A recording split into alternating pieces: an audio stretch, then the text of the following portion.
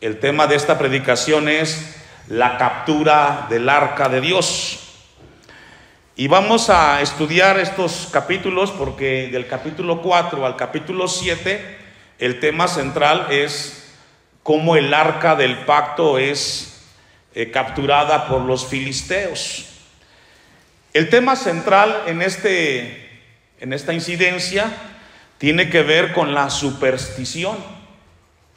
La superstición no está en la Biblia como palabra, pero sí encontramos su concepto y su definición.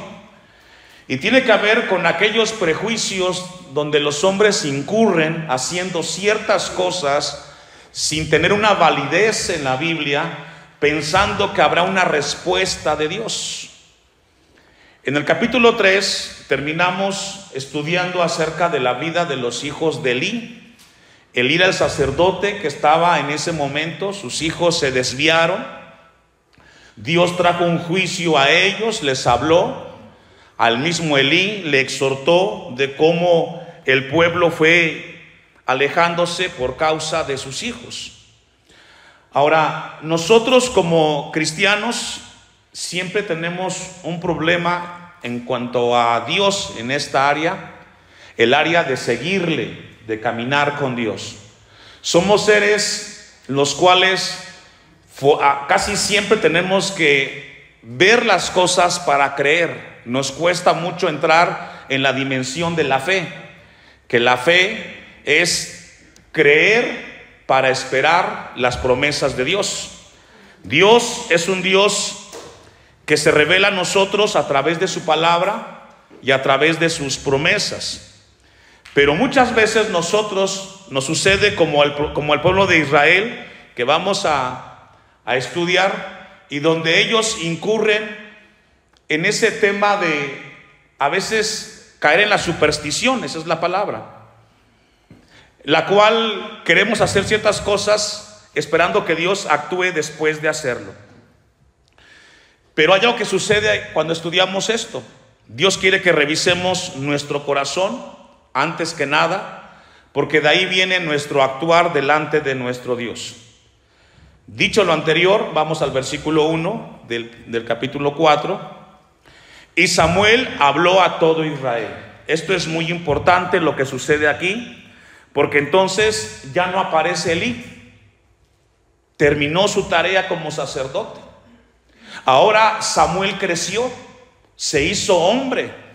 Recordemos que Ana lo llevó desde niño al templo, se lo llevó Elí. Pasaron los años y ahora Samuel toma el lugar del sacerdote Elí y comienza a hablarle al pueblo a través de todo lo que Dios le está diciendo. Y dice entonces que Samuel creció, y qué hermoso es que los hijos crezcan en las cosas de Dios.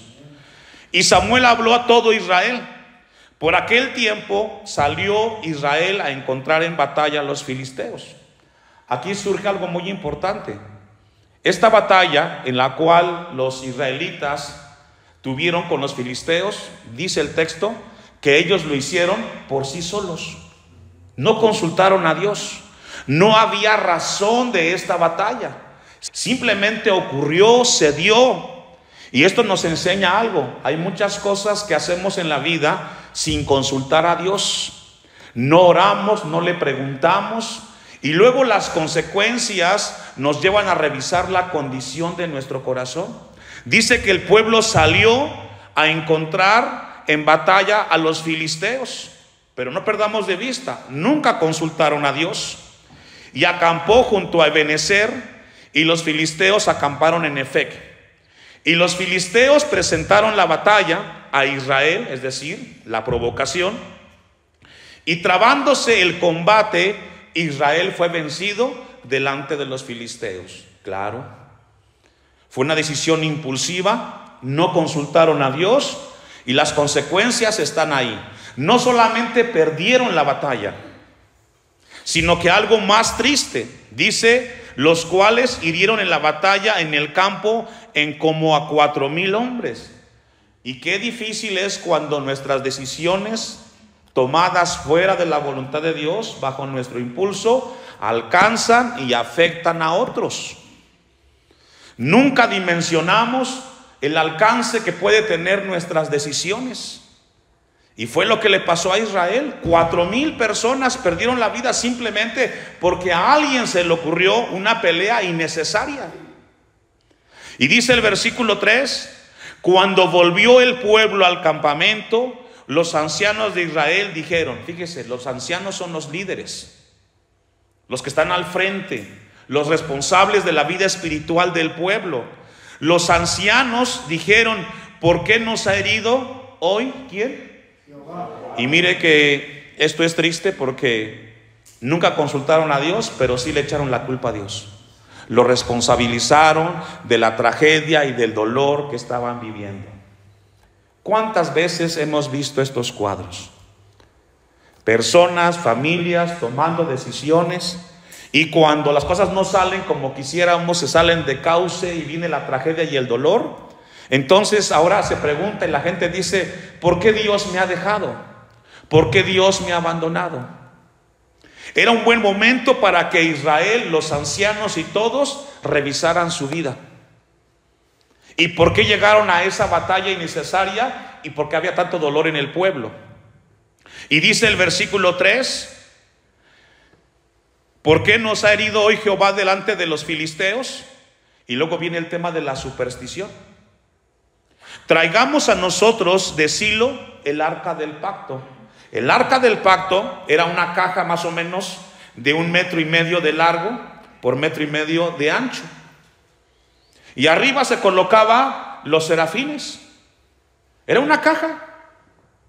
Se colocaba sobre el altar de bronce. Pero solamente era una caja. Ellos pensaban que con el hecho de traer el arca iban a ganar la batalla, cuando estaban perdiendo de vista lo más importante, y era revisar su vida y saber si Dios estaba con ellos. Sigamos leyendo la historia.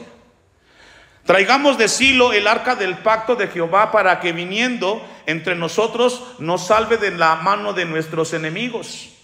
El pueblo quería hacer su propia voluntad. Se equivocó una primera vez y se equivoca una segunda vez, porque en lugar de reflexionar y meditar por qué nos pasó lo que sucedió, en lugar de revisar su corazón, siguieron equivocándose. Y ahora trajeron de manera innecesaria el arca del pacto, que representaba que Dios estaba con el pueblo. Porque el arca representaba eso, la presencia de Dios. Y entonces pensaban que al traer el cajón, el arca, el pueblo tendría la batalla. Sin embargo, no fue así. El arca no les trajo más que dolor. Dice el versículo 4, y envió el pueblo a Silo, y trajeron de allá el arca del pacto de Jehová de los ejércitos, que moraba entre los querubines. Ahí está, los querubines estaban arriba y el arca era la caja que los sostenía. Y los 2 hijos de Elí, Ofni y Fines, estaban allí con el arca del pacto. Y esto nos habla que aún los hijos de Elí estaban vivos. Ya no tenían la misma función, pero estaban ahí en ese lugar. Y dice el versículo 4 que trajeron el arca de allá. Aconteció que cuando el arca del pacto de Jehová llegó al campamento, todo Israel gritó con tan gran júbilo que la tierra tembló. La gente se alborotó, la gente gritó y dijo, ahora sí tenemos el arca del pacto, por lo tanto vamos a vencer a los filisteos en esta batalla, en esta lucha. Y esto nos habla de que Israel se sigue equivocando. Estaban olvidando lo más importante en la batalla, y era buscar a Dios. El 6, cuando los filisteos oyeron la voz de júbilo, dijeron, ¿qué voz de gran júbilo es esta en el campamento de los hebreos? Y supieron que el arca de Jehová había sido traída del campamento. Entonces vemos cómo los filisteos se enteran de este hecho. Ellos sabían que el arca había hecho Dios anteriormente con su transitar en el desierto, había vencido a otros pueblos. Y los filisteos estaban amedrentados, sabían que Dios estaba con el pueblo de Israel, pero sucede todo lo contrario. Versículo 7. Y los filisteos tuvieron miedo, porque decía, ha venido Dios al campamento, y dijeron, ay de nosotros, pues antes de ahora no fue así. Ay de nosotros, ¿quién nos librará de la mano de estos dioses poderosos? Estos son los dioses que hirieron a Egipto con toda plaga en el desierto. Es decir, ellos sabían de las plagas que sufrió Egipto cuando Israel salió de la esclavitud. Ellos escucharon la historia y sabían y tenían el contexto. 9. Esforzaos, oh filisteos, y sed hombres, para que no sirváis a los hebreos como ellos nos han servido a vosotros. Sed hombres y pelead. Y pelearon pues los filisteos, e Israel fue vencido. No les ayudó el arca. Porque la victoria, hermanos, no está en las cosas que hacemos, sino cuando las hacemos en la voluntad de Dios. Y podemos llevar esto al terreno familiar, al terreno de los hijos, al terreno del trabajo, de las decisiones. A veces pensamos que por hacer las cosas que Dios nos manda en su palabra, sin hacer su voluntad plenamente, tendremos victoria, pero muchas veces tenemos muchas derrotas. Y es posible que esta tarde aquí estés tú en la iglesia y tienes una lucha, una batalla, la cual no sabes cómo enfrentarla. Pero nos ayuda la historia para revisar nuestro andar en Cristo. Y dice el versículo 10: y pelearon pues los filisteos, e Israel fue vencido, y huyeron cada cual a sus tiendas, y fue hecha muy grande mortandad, pues cayeron de Israel 30,000 hombres, de 4,000 a 30,000. ¡Qué tragedia! ¡Qué dolor! Y el arca de Dios fue tomada, y muertos los dos hijos de Elí, Ofni y Fines. Perdieron el arca del pacto, y ellos perdieron lo más importante que Dios les había dado. Se olvidaron de que tenían que buscar a Dios. Se equivocaron una segunda vez, y ahora pierden el arca del pacto, y los hijos del sacerdote Elí mueren en ese combate. Versículo 12: y corriendo de la batalla un hombre de Benjamín llegó el mismo día a Silo, rotos sus vestidos y tierra sobre su cabeza, y cuando llegó, he aquí que Elí estaba sentado en una silla vigilando junto al camino, porque su corazón estaba temblando por causa del arca de Dios. Elí supo que habían venido por el arca, y tampoco detuvo para que no se las llevaran. A veces tenemos que ser prudentes y sabios, hermanos. Cuando las cosas no se están haciendo conforme a la voluntad de Dios, tenemos que detener ese avance. En casa, las cosas no se están haciendo como Dios quiere. Ellos insisten en ganar la batalla que Dios nunca les dijo que fueran. Ellos están empecinados en luchar contra los filisteos, cuando Dios les está diciendo que las cosas no están caminando bien y que tienen que detenerse. ¿Cuántas veces hemos estado ahí haciendo cosas bajo nuestra voluntad y no dejamos que Dios nos hable? Vamos a ir a Hebreos capítulo 11. Libro de los Hebreos capítulo 11, y vamos a ver la diferencia entre la fe y la confianza.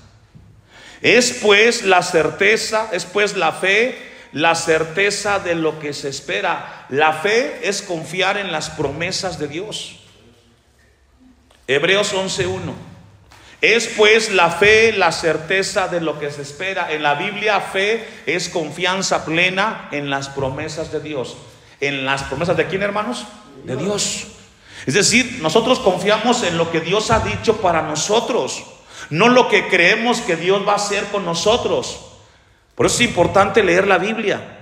¿Qué dice Dios acerca de lo que voy a hacer en cuanto a dirigir mi vida, en cuanto a dirigir mi familia?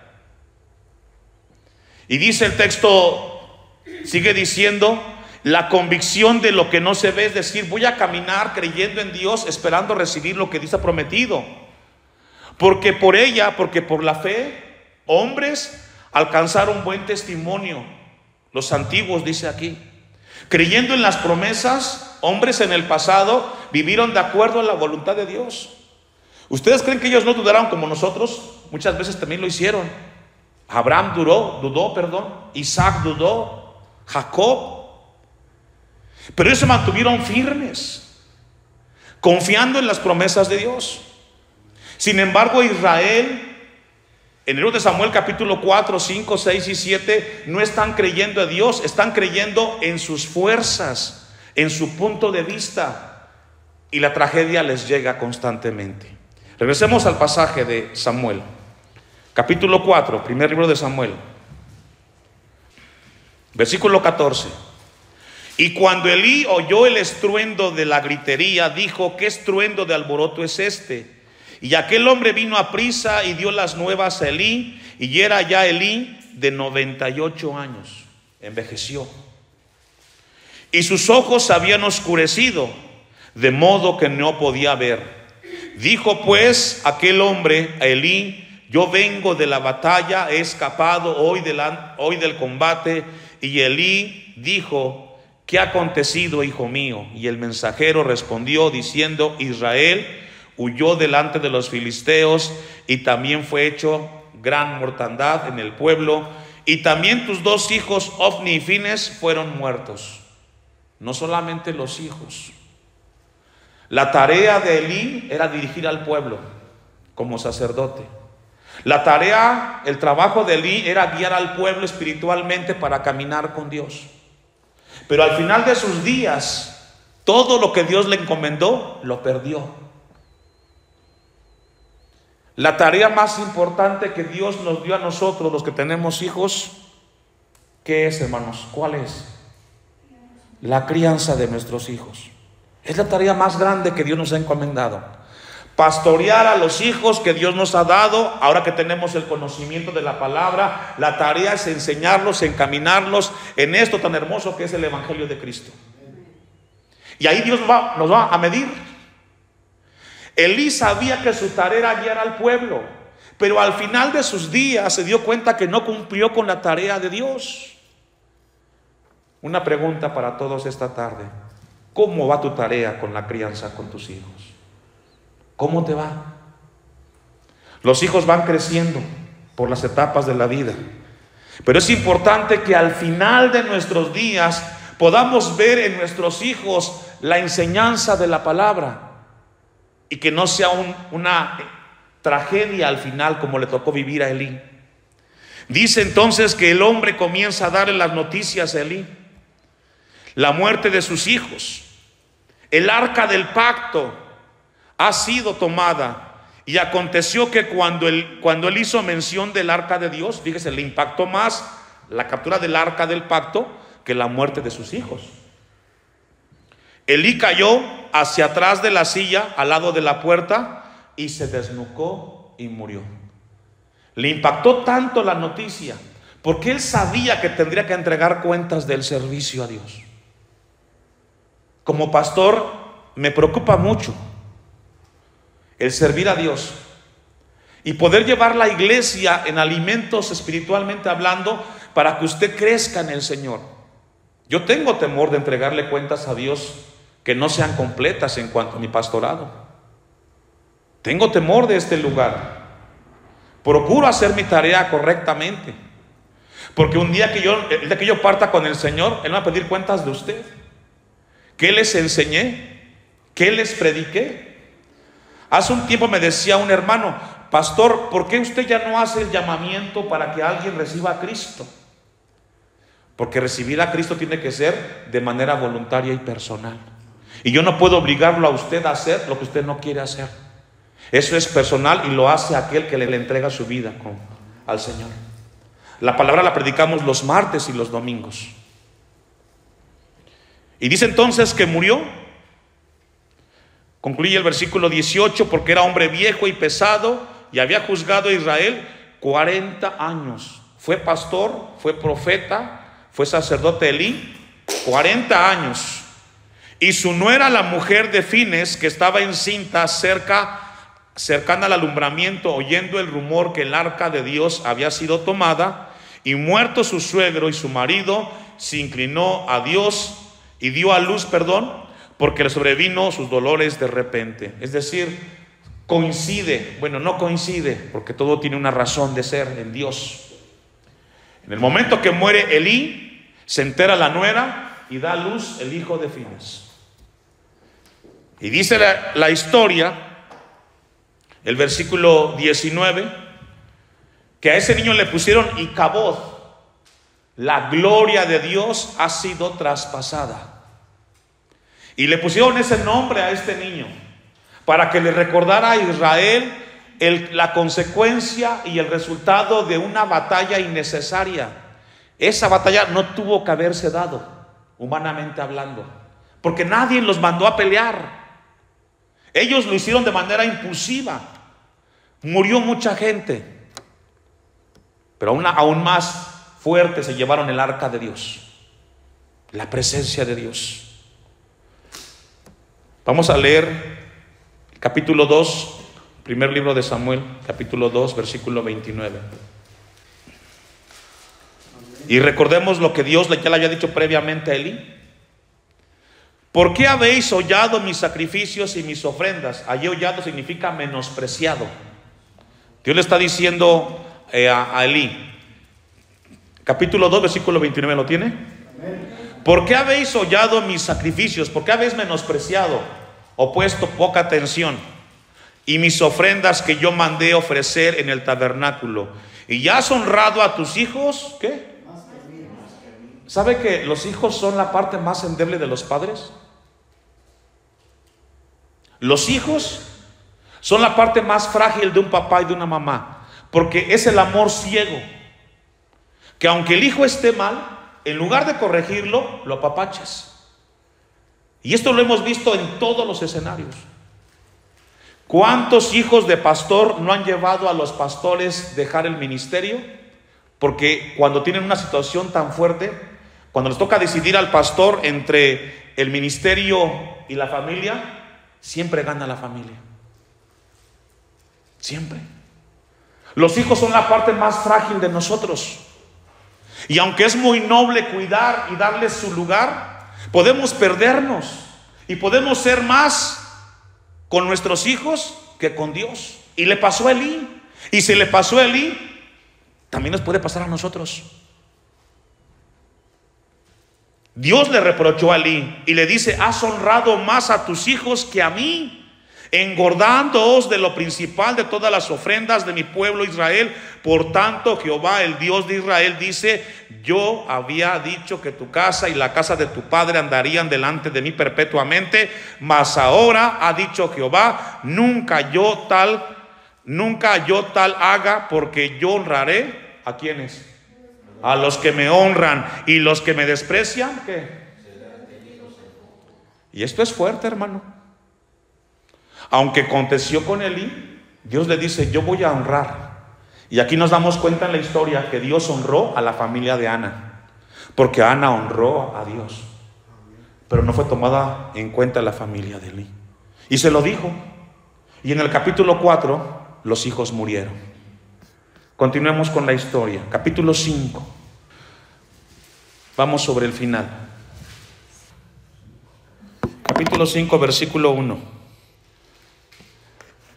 Ahora, recuerde que el arca que fue capturada, lo valioso del arca no era el arca en sí, sino la presencia de Dios, porque ahí se perdió la gloria. Versículo 1. Cuando los filisteos capturaron el arca de Dios, la llevaron desde Benecer a Asdod, y tomaron los filisteos el arca de Dios y la metieron en la casa de Dagón y la pusieron junto a Dagón. Dagón era un dios de los filisteos. Era de la cintura para arriba, era cuerpo de hombre. De la cintura para abajo era un pez, así como tipo sirenito. Ese era Dagón, su dios de los filisteos. Ellos lo tenían así porque ellos le daban culto, porque lo consideraban el dios de la agricultura. Versículo 3. Y cuando al siguiente día los de Asdod se levantaron de mañana, he aquí Dagón postrado en tierra delante del arca de Jehová. Imagínense esta escena. Colocaron el arca al lado de esa estatua, de ese dios. Y cuando llega el siguiente día se dan cuenta que la estatua está tirada frente al arca de Dios. ¿Qué pasó? ¿Qué sucedió? Dios no ocupa que nadie le ayude. Dios hace las cosas por sí solo, pero nos da lecciones. Y dice el versículo 4, el 3 concluye: y tomaron a Dagón y lo volvieron a su lugar. Y volviéndose a levantar de mañana, el siguiente día, he aquí que Dagón había sido postrado en tierra delante del arca de Jehová, y la cabeza de Dagón y de las 2 palmas de sus manos estaban cortadas sobre el umbral, habiendo quedado a Dagón el tronco solamente. Algo sobrenatural. Su ídolo estaba destruido. Hermano, Dios no puede habitar, el Dios creador, el Dios de la Biblia, no habita en medio de otros dioses. Él no lo va a permitir, y hará lo que tenga que hacer para que esto sea. Y le pasó a los filisteos, queriendo llevar el arca del pacto y avergonzarla, ellos fueron avergonzados. Versículo 5: por esta causa, los sacerdotes de Dagón y todos los que entran en el templo de Dagón no pisan el umbral de Dagón en Asdod hasta el día de hoy.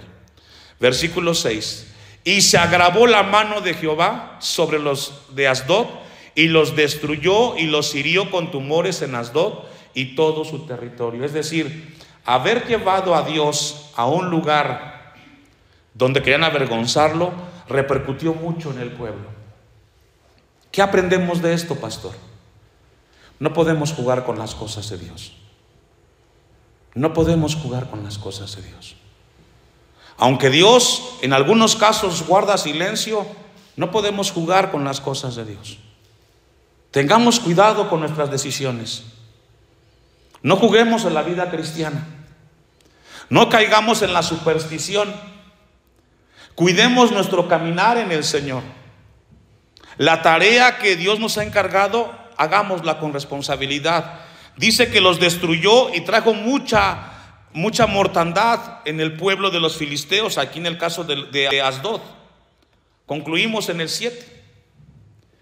Y viendo esto, los de Asdod dijeron: no quede con nosotros el arca de Dios de Israel, porque su mano es dura sobre nosotros y sobre nuestro Dagón.